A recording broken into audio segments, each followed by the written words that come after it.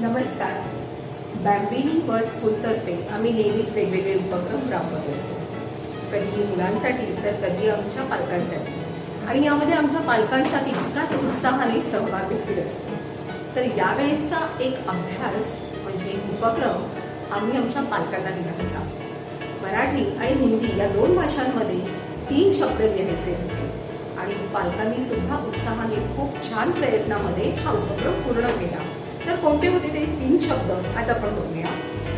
आशीर्वाद, चष्मा आणि रॉबर्ट. हे 3 शब्द मराठी आणि हिंदी या दोन्ही भाषांमध्ये उच्चारले जातात आणि तसेच लिहिले जातात. तर सर्वप्रथम आपण आशीर्वाद हा शब्द बघूया.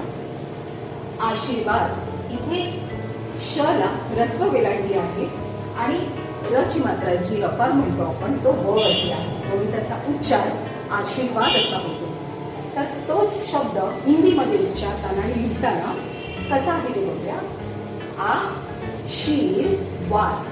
इथे श आहे तो दीर्घ आहे, श ला दुसरी वेलांटी आहे, दीर्घ वेलांटी, म्हणून त्याचा उच्चार आशीर्वाद.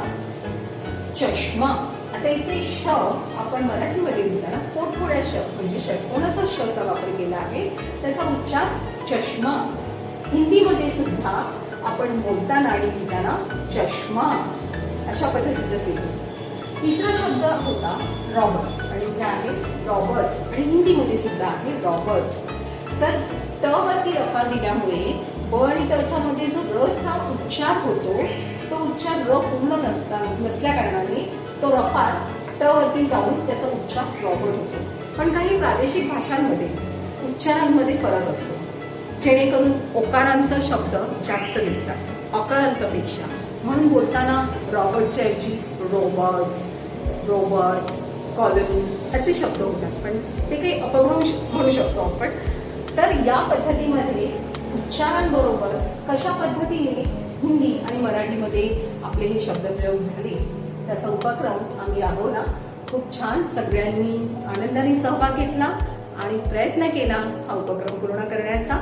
तर तुम्हाला आमचा हा उपक्रम कसा वाटला आणि आजचा हा भाग कसा वाटला ते जरूर कळवा.